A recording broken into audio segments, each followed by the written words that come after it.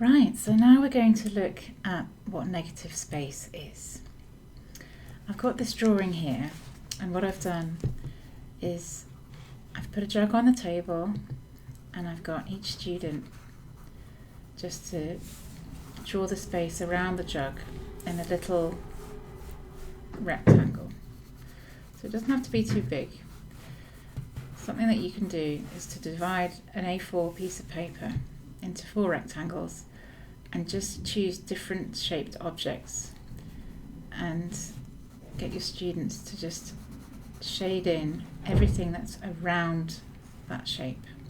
Not to focus so much on lines and shading of the shape itself, but around it. Now, why is this important? Because sometimes the space behind something will really set it off what you want to draw attention to. So with this beautiful ornate door handle from Art Nouveau period, its beauty is accentuated because of the space behind it that is darker. So with this daisy, the daisy itself is quite simple, and what I've done is not really, because the daisy's white, isn't it? So what I've done is just shaded around it and notice how the petals all relate to each other and got some really nice sharp lines there. And the daisy, as it were, has appeared by default. Now here's another beautiful example of how the shadows and the darkness, they set off the shapes in front of it. And that's just something that can really draw our attention to the beauty of something.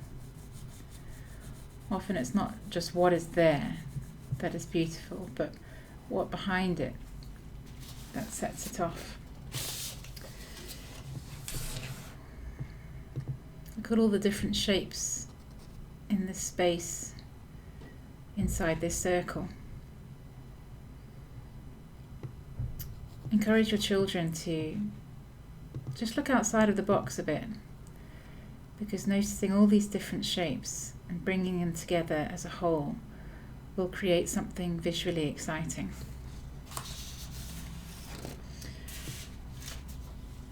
I just thought I'd include this. This is an example of dark to light. I've used this a lot in tonal contrast, and I thought I'd just show this to you. Look at the space inside the kettle. Look at how it all relates to each other.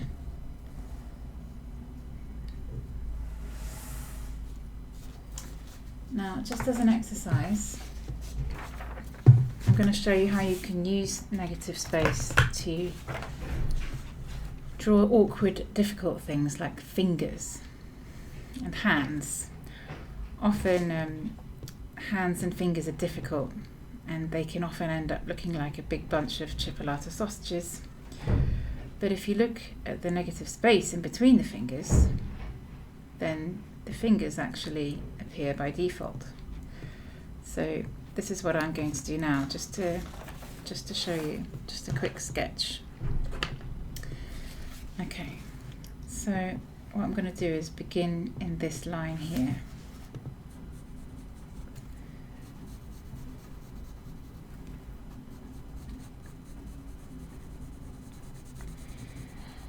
And what I'm focusing on is not so much the fingers themselves, but the space in between the fingers. Noticing the subtle curves.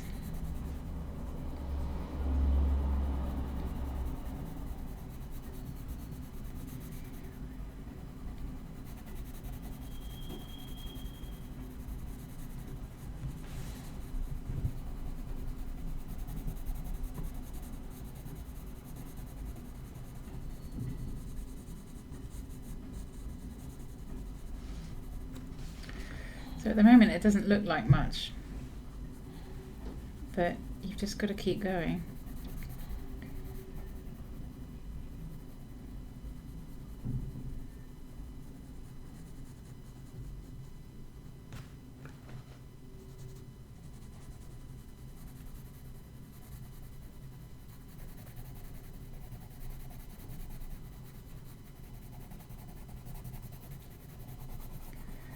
So this really trains the eye to isolate visual information and actually look at the negative instead of the positive. And this sort of exercise, it won't just be good for doing things like hands and fingers, but it's also useful for our bowl of fruit. It's also very useful for sculpture, whenever you have to use an extraction technique. So you use that with, you can use that with clay. That's also where you can add things on. But if you ever did anything like working with stones, for example, that's extraction, and you have to take away, focus on what you want to take away in order to reveal what you want to show. So that will be the case with all marble statues. What the challenge is focusing on what you don't want there. So that's in sculpture. Right, so you can see how the fingers are beginning to emerge here. Got that thumb there. Yep.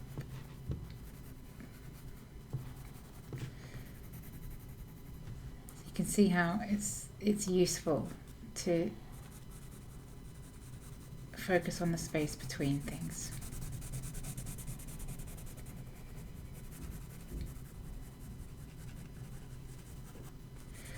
We're now going to return to our fruit drawing.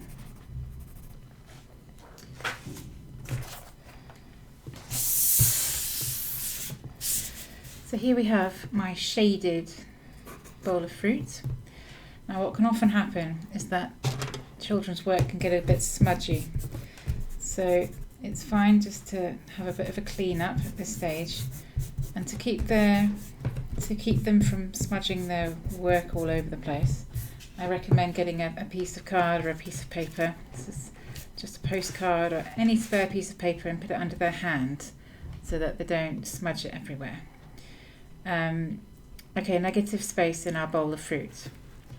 If you just look at your fruit, you've got these different cracks and shadows, and that's when we really want to go with number 1 on our tonal variation scale. And we are now focusing not on the fruit, but on all the space around the fruit and in between the fruit. And when we focus on that, we begin to get a really beautiful, well-rounded picture. Because often people, they'll see a good drawing and they'll think, wow, but they don't know why it's good. And these tips will really help to notice all of these different features, all of these different reasons why it's good. Sometimes it's because you've got that line really beautifully sharp. And so what we're doing at this stage is we're really paying attention to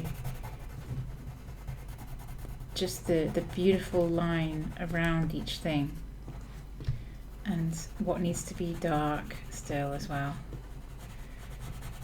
because this really gives that 3-dimensional feel, and you'll see that your children are so much more capable than they think they are.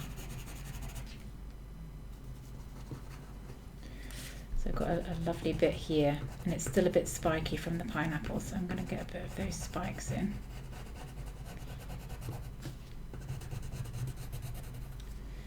So it's almost like I'm outlining, but I'm still paying attention to the different textures and tones, the light points and the dark points of each fruit, of each unique shape.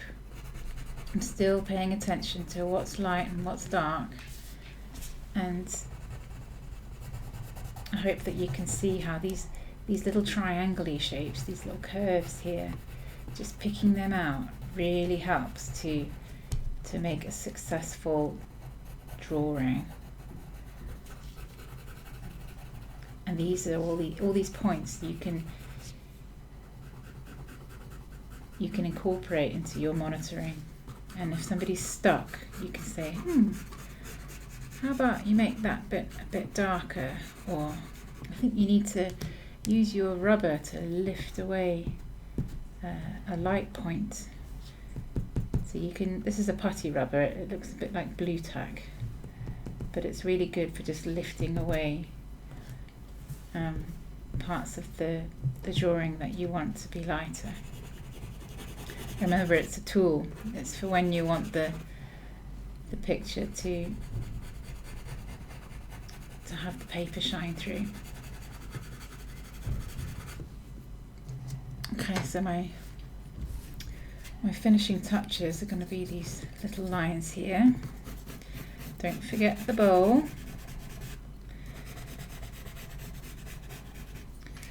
And you can even, if you have shadows cast on the table, you can even get those in, and that really helps to give depth and character to a drawing as well.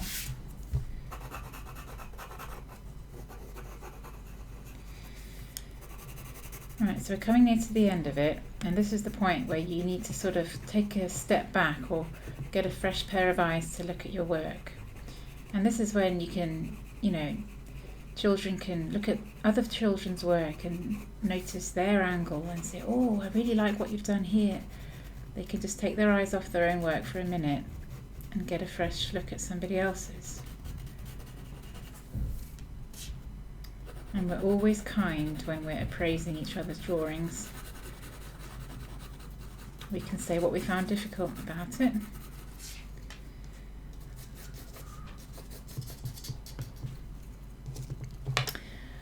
Okay, I'm now going to show you a couple of examples of other children's work just to finish off this section.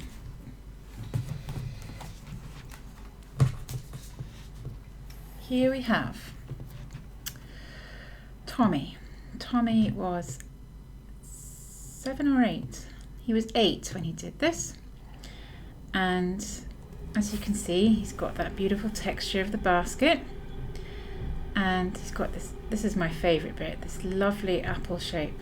I just love that. And he's got some other dark and light fruits here.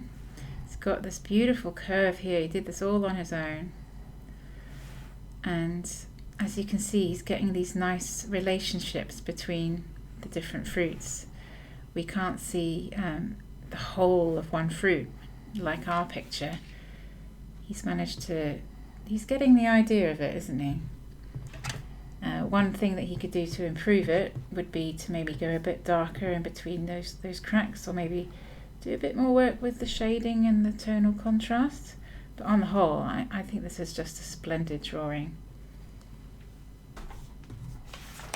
Here we have, I think he was 10 years old, and this was a really good exercise. So this aubergine, it's really good. Shiny things are really good for tonal contrast. And remember our scale here. See, you can use this to match up. See, on the underside of the aubergine, it's lovely and black and shiny and smooth. On the underside, he's used number 1. He's captured the midtones with number 2 and number 3. He's left these bits here that reflect the light with number 5 and number 6. And he's also used a sharper pencil to get this lovely spiky contrasting texture of the stalk and leaves. And he's even got a bit of shadow here.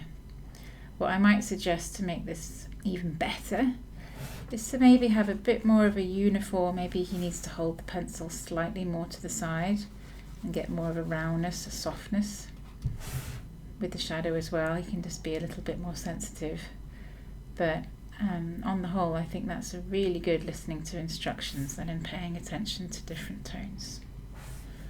Lastly, we have this colour version of a bowl of fruit that a 7-year-old did. Now this is a photo of a drawing that somebody did in 1989, and that 7-year-old was me. So I hope you won't mind me being a bit hard on myself, and if I could go back in a time warp and talk to my 7-year-old self, I would probably say, I love that tomato half there, and I've got these lovely shapes established. Those are good. Now I did this on green paper, and I think I probably would have appreciated somebody telling me to get the dark bits, because it looks a bit flat, doesn't it? And I think if I'd had someone tell me about, you know, a bit more instruction about tonal variation and the spaces in between the fruit, then maybe this picture could have been even better. But my mum loved it, and it was in the kitchen for a long time, so there must have been something that she liked about it. Anyway, I thought it might help to show examples of other children's work and how you can just gently make suggestions and help to solve any problems that they have. And in the final section of this video, I will be giving you some tips and other things that I've noticed about working with children.